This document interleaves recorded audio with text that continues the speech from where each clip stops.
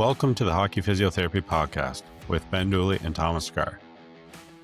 Before we get into the topic, we'd like to thank you for listening, and if you could, please give us a review on your podcast platform and follow us on Instagram at the Hockey Physiotherapy Podcast and on X at Hockey Physio Pod. Please give us any feedback at the hockeyphysiopod@gmail.com. All right, let's start simple. Who are you and what do you do for a living, Ryan? Yeah, so my name's Ryan Mc Laughlin. You can hear from my exotic accent. I'm from Ireland originally, living in Vancouver for the last four and a half years now. A sports scientist and strength and conditioning coach by trade. So previously worked in Gaelic football in Ireland, if you're familiar with that, and also rugby and across a few different sports technology companies as well. And currently I'm working with Vauld Performance in multiple roles, but mainly focused on our marketing department at the minute. Right. So we'll get into all of that stuff in greater detail later. Take us back to the early days, though. You finished, secondary school in Ireland. What was the mission back then? Was it to do what you're doing now? We hear this Irish guy talking about some hockey stuff here in Vancouver, so I want to hear a little bit more of the backstory. Yeah, 100%. I think podcast disclaimer, I don't know much about hockey, so you'll find that out as we get going. But for me, it was actually a weird one. I wanted to be a PE teacher. I don't know if it's the same thing in Canada, like a physical ed teacher. So I was in my head, I was like, it's a good job. You get summers off. You get to work with reasonably okay kids, and it'll be great. And I did a work placement for, I think it was 3 weeks, and by day number 2, I was like, this is not for me, because you're dealing with some kids that don't want to be there first and foremost, and then you're dealing with a bunch of other issues that just didn't really line up with where I was hoping to go. And for me, it was, I want to work with athletes who want to get better, and who push the limit, I guess, as well. So then that brought me into more of a performance orientated route. But it was all great learnings, and I think you have to do that as a student as well. You have to figure out what you don't want to do to understand what you really want to do as well. Yeah, fair enough. You're doing your PhD now. We'll get to that later, but first, we know Derek Hansen, a mentor to both of us, who came up with the concept of the 10 by 10. But tell us, what the hell is that? Yeah, so it's within the research, at least, we're calling it the 10 by 10 repeated acceleration protocol. So out there, most S&C coaches and most physios will be aware of repeated sprint ability training, so RSA training, and typically it's 6 by 30 meters is like the most common composition of that test, and you'll have different recoveries and different breaks in between. But if essentially you make someone sprint as hard as they can, you give them a standardized recovery, and you repeat that multiple times, then you look at the drop off, you look at the performance.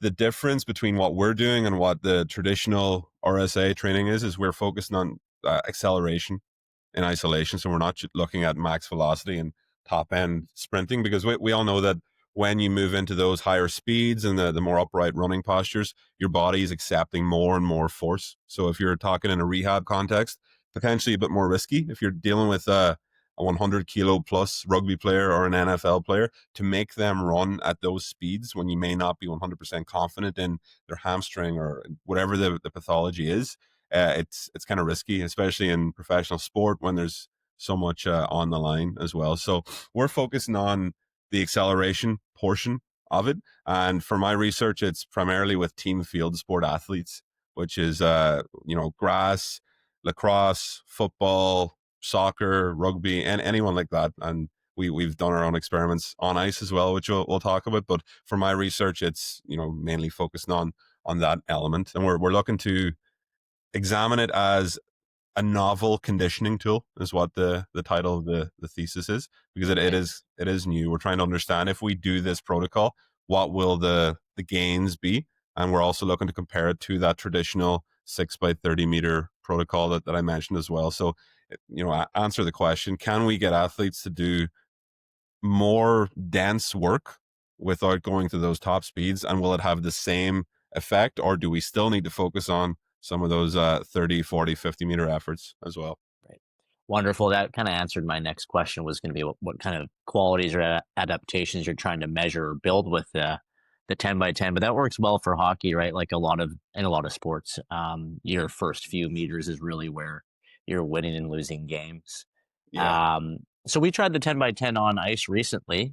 From a rehab standpoint, where do you see this fitting in? And is it more of an early stage or late stage return to play tool, or both? What do you think?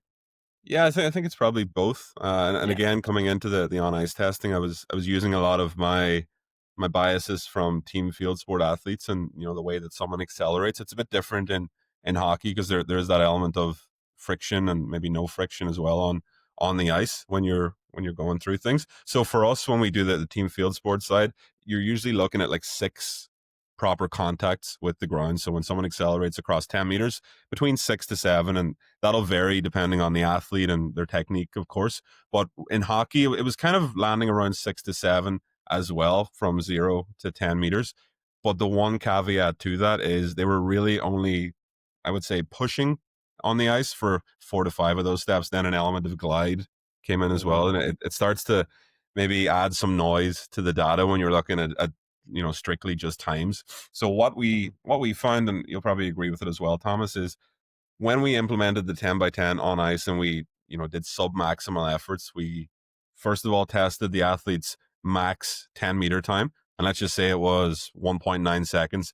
Then we would bring that back to 50, 60, 70% of their max, and we would instruct the athlete, okay, let's go and do a 2.3-second 10-meter time, and we'll repeat that for 10 bouts. And when we did that, so we used like the Vald Smart Speeds, the timing gates, we got real time feedback. We shouted out the feedback after every single rep so they could almost auto regulate if they were going too fast or too slow. And we kind of found that the technical side really benefited from that. So when you're dealing with someone who is skating, which is a complex task in itself, and you're dealing with someone who's got an injury, if you can actually slow things down and let them focus on technique, it seemed to have a pretty positive effect on their perception of it, but then also performance and being able to repeat those efforts over time. Totally. And I think we also did like two different trials too, right? Like, so our first time, we trialed players, we did 10 meters, they glided around the net and barely had to kind of stop. Then we had about 5 seconds, I think, between reps. Then our second version, our second time, different ice time, we kind of added like almost like a punch turn after the first 10 by 10 or the 10. Yeah. And what we found is like, because they immediately kind of went right into it, or that deceleration aspect, their heart rates just jumped through the roof. So like, to me, I don't know if you would agree with this take, but like almost like our first trial of that glide after the acceleration would serve as a nice like early return to play kind of progression, and then that second trial would work kind of closer to return to play. I don't know if you would agree with that.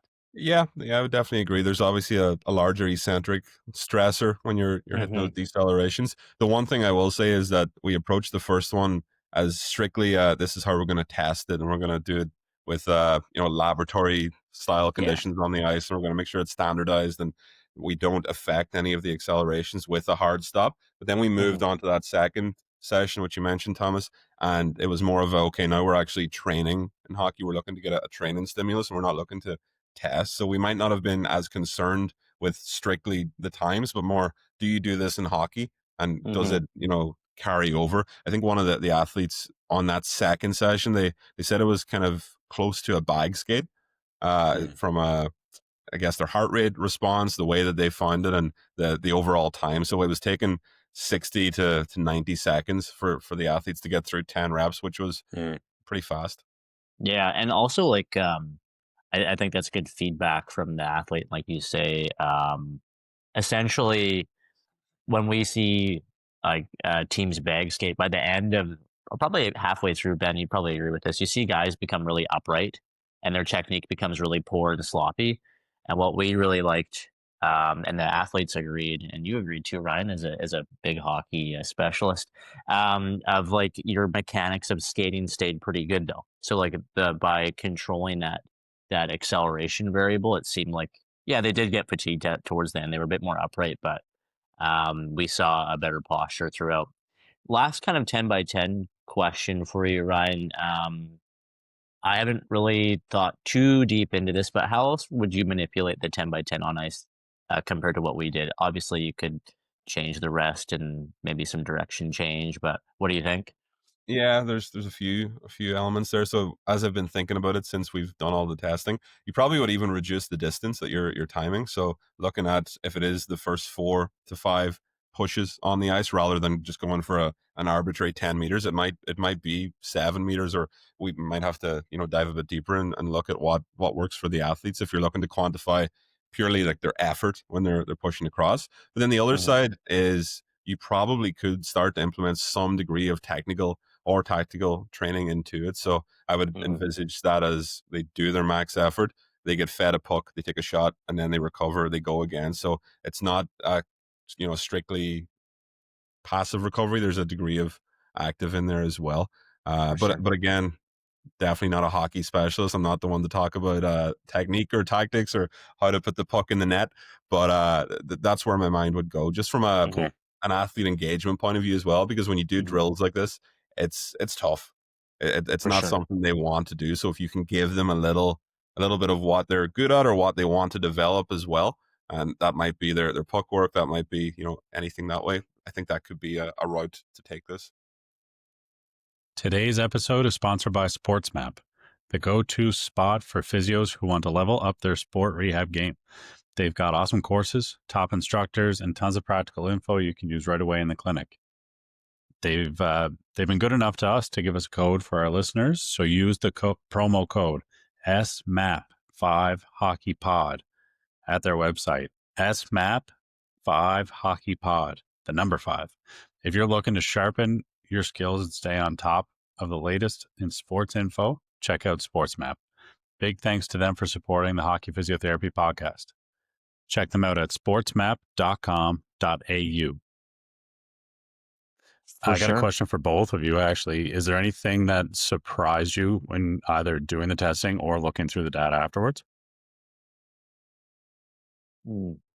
Um, I think the one thing that surprised me initially was like the with our first trial was how easy it was for our first athlete. Like it wasn't because the glide phase like was pretty long.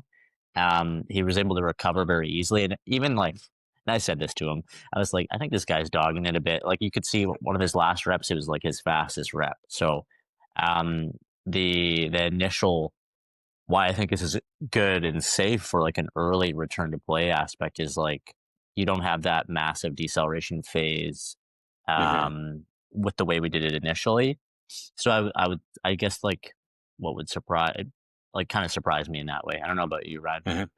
Yeah, I probably think the second testing we did, which was a bit more intense with the effort and the lower recovery times, the athletes were still okay doing that. They said it was close to bike skate or even close to what they might go through in a shift from the Mhm. way that they felt afterwards. So like I was going at it with a degree of caution. I was there with Thomas, who's a physio, and he wants to keep the players healthy. And as an S&C coach, I usually want to push them to their limits and hand them over to Thomas when I break them.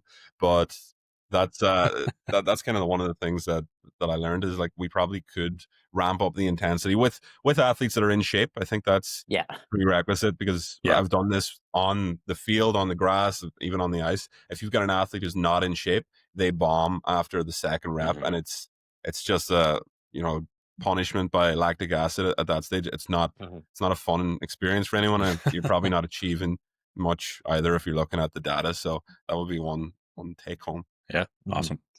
Yeah, and the beauty of it too is like it's pretty dang easy to implement and apply. So, anyways, if people are deeper interested in this concept, you can get in touch with Ryan or look into Derek Hansen's work on this as well, and maybe some of the content that we've shared.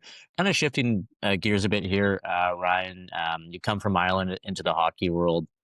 What surprised you most about how this sport approaches on and off ice testing and training, and just in general? Yeah, so like I come from an environment where it's been team based. All my life I've had multidisciplinary teams. I've had all the athletes going through similar tests, and looking at on field metrics and performance metrics. I think the biggest thing that got me in hockey at the start was things are still very siloed. Off ice training is its own thing. It's its own entity almost at this stage. And on ice training and on ice testing as well is its own thing. I think it's still very difficult to fully quantify and understand what an athlete is doing in a game. We can look at speeds, we can look at heart rate response, but there's so much else that goes into it, from contact. Are they are they getting crashed against the board every single night? What is their skating mechanics like? I've seen some work being done with like accelerometers you put on your skates, and you look at that as well. So I think that there's such a divide there, and that's the hard part. What I've seen from teams at Vald, we've got all this objective measurement technology, but it's quite limited. That you have to do it in the gym, or you have to do it at the side of the rink. You can't actually get a measure on the ice apart from the speed gates, of course, where you look at time. So that'll be that was the biggest brow raiser. It's very much two separate things. Hmm. And in contrast, what kind of sports? I know it's a hard question to answer, but what sport do you feel is kind of leading the charge with sports science and monitoring? I would probably say soccer in the Yeah. UK.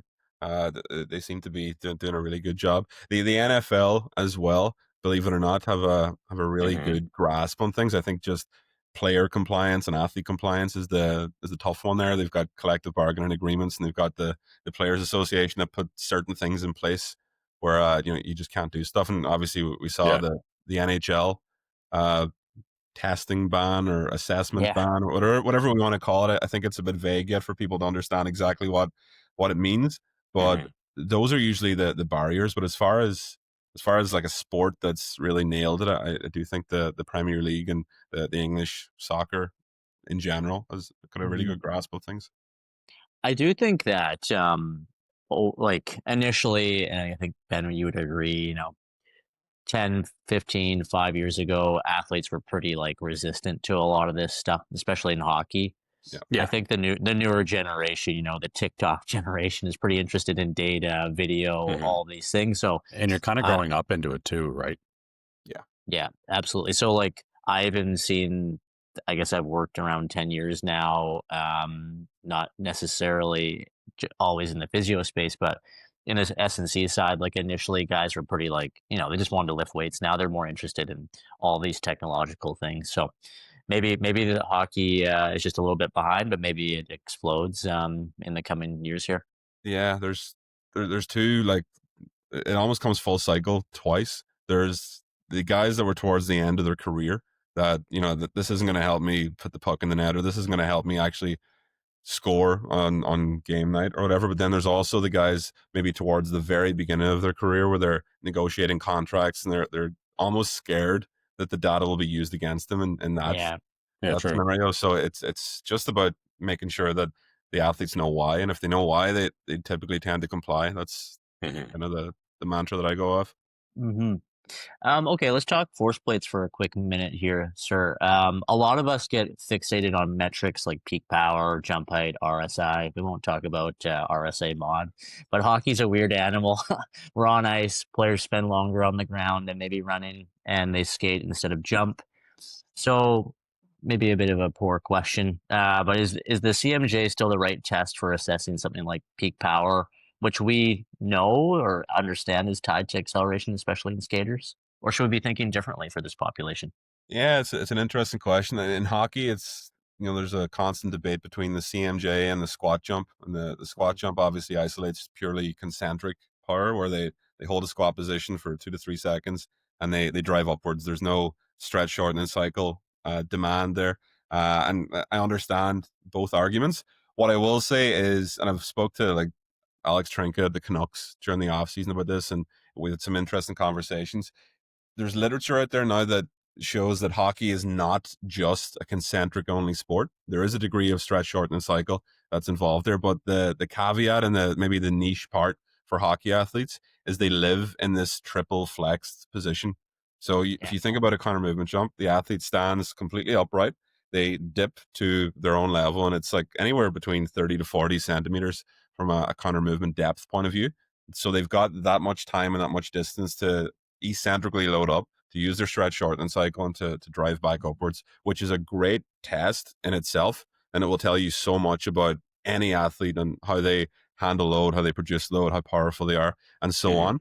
But I think with the hockey specific, touch to it, I've got this thing in my head, and I've done some experimenting with it, called a partial CMJ, where you get someone in a quarter squat, I've called it, and it's very subjective to the athlete. It's not really standardized, but you get them in a quarter squat and then you do a CMJ from that position. So they're already in their triple flexed Yeah. position and they have a smaller bounce, and it's usually between 10 to 15 centimeters of counter movement depth rather than the 30 to 40 centimeters. And we still get some decent numbers. And I found that like the higher level athletes are able to get close to, but obviously not the height of the CMJ, but they're getting close with Mm. that. So I think we probably need to have more research on that first and foremost. But that might be something to look at. And obviously, if you're a practitioner and you've got force plates, you've got force decks, you're using them, I would probably say test the squat jump, test the CMJ, get a baseline measure of that, because asymmetries and everything that you start to put value on, it's all task specific. So you might have a large asymmetry in the CMJ and it might completely clean up in the squat jump. So you have to be aware of that and what the strategies are, what causes these asymmetries and so on.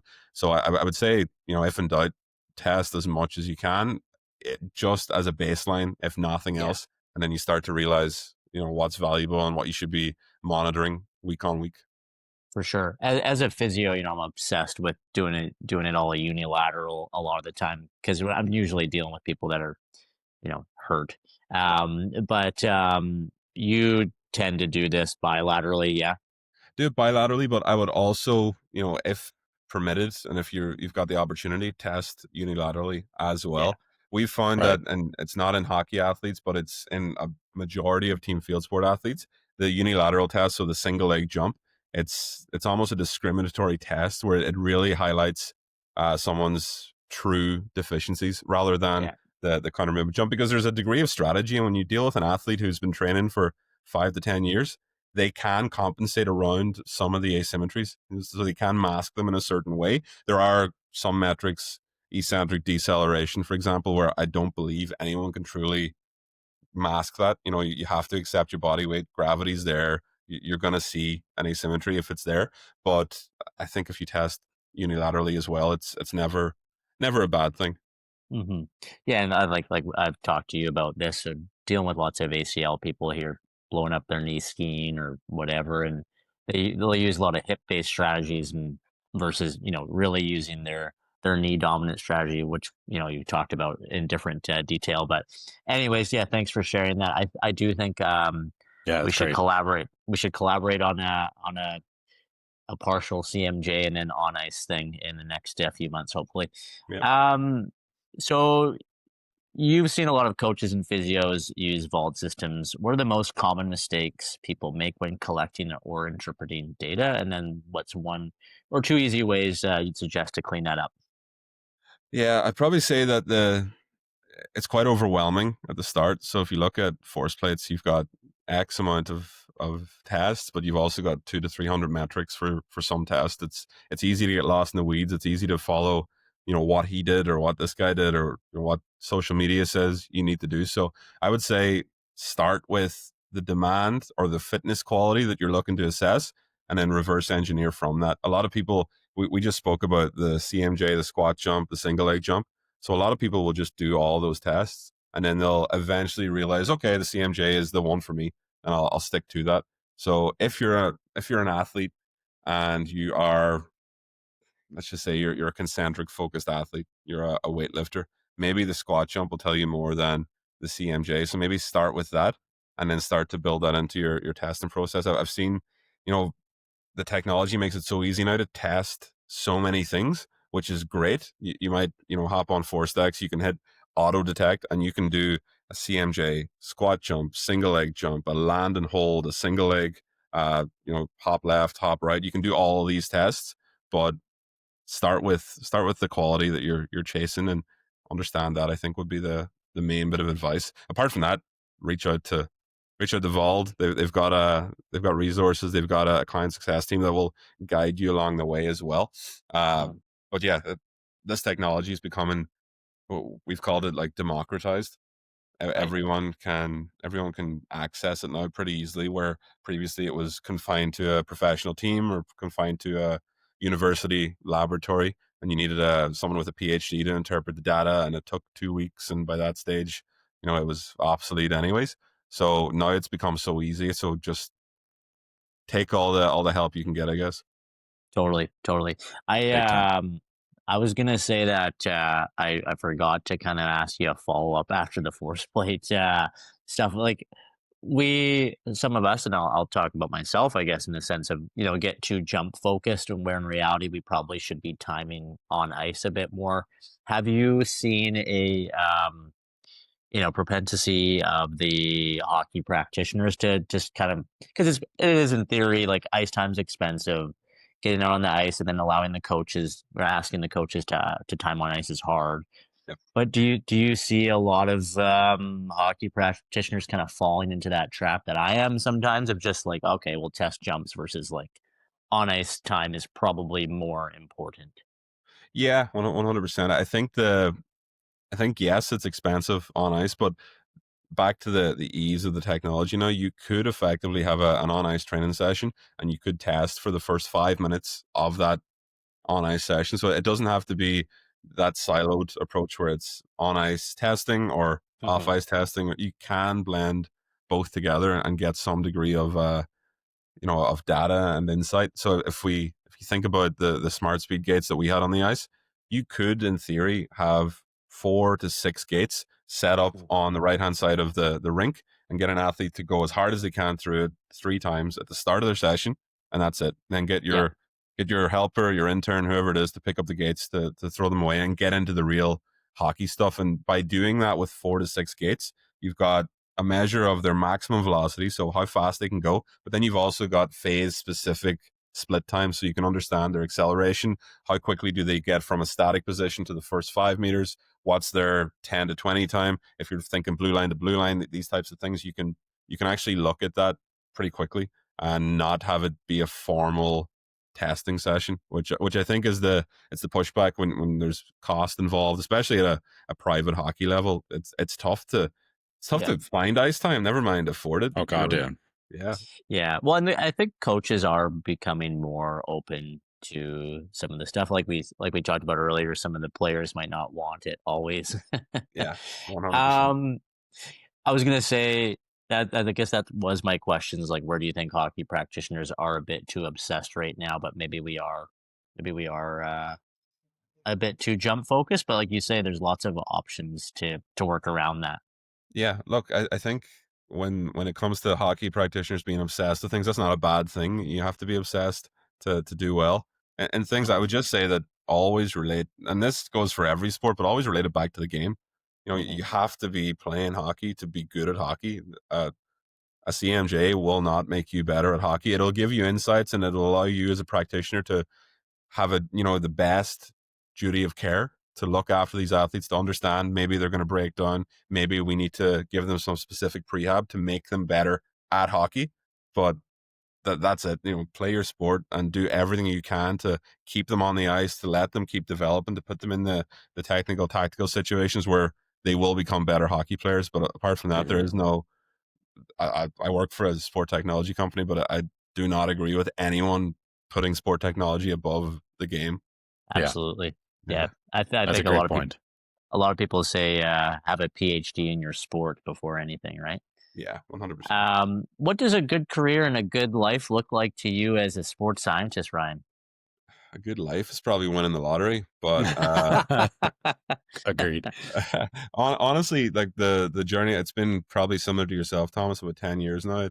For me, it's just understanding how to be as efficient as possible when you're working in sports science. So when I started off, it was, I've got a list that I have to go through with every athlete, with every session. I have to get this data. I have to ask them this question, do this questionnaire, look at the GPS data, so on and so forth. It's trying to streamline that so I can ultimately be with athletes more for their benefit. So if they've got questions, or if they want to have a conversation with you, or they want to put something in place based off their weaknesses and their game. So I'm really going down the route of trying to automate as much as possible. And that goes on the technology side, but then it also goes just on time management and how you set yourself up to deal with athletes. So it's been probably the first 5 years of my career when I was going through rugby and Gaelic football. It was very, the textbook told me this in college and nothing else matters. I don't care about context. I don't care about what the athlete comes to me and says. I don't care if he broke up with his girlfriend. I don't, all this stuff. It's just, I have to do X amount of tests. But now I'm moving towards the, how do we keep them on the ice? How do we keep them on the field? And how do we make them better players and better people? Right. Very good. That's awesome. I guess what would you suggest to a young Ryan McLaughlin in Ireland, if you could kind of go back in time, or a very classic podcast question for you, but what would you say to a mentee of yours? Yeah, learn some degree of coding from like a R or Python just to make things better, because that's where the industry has shifted in sports Big science time. in the last, probably the last 10 years. So when I finished my master's degree, it was in 2019. Gee, I feel old now. It was in 2019, and at that stage, they were starting to tell us about Power BI and data visualization, which was this weird alien term, but now it's become almost like it's the baseline you need to have Yeah. as an undergrad student, It's never mind mainstream. a postgrad. So being upskilled in that and being upskilled in Excel, Python, anything that will ultimately allow you to be faster and be more agile in what you do, I think that would be the main piece of advice. Mhm. And then the other piece of advice is open your eyes. Just Yeah. just look at what's happening in front of you. It's not all black and Yeah. white like it is in academia. So open your eyes. Yeah. Hmm. That's great advice for a young physio as well. Yeah. For sure. Before we wrap up, plug your PhD for us. I know you talked a little bit about it, but what's truly the focus? What can people expect from it? And when it drops, yeah, tell us more. Yeah. It's like my EP when it drops. But my the PhD, it's looking at the 10 by 10 as we discussed as a novel conditioning tool. So number one, like if I go through the 3 to 4 studies, we've got a review out there that's in review at the minute to get published, but it's basically just looking at the demands biomechanically of sprint and acceleration performance.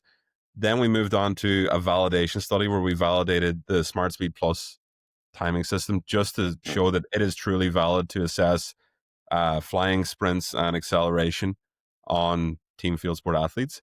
Then the first, I guess, 10 by 10 study where we looked at establishing some normative values across different protocols. We worked with some Canadian collegiate American football athletes, and we looked at the 10 by 10 with a 15-second intra-set recovery. So they do a 10-meter acceleration, they get 15 seconds to recover, and they repeat. But then we also looked at it with a 5-second recovery, which with a group of American football players or Canadian American football players is tough.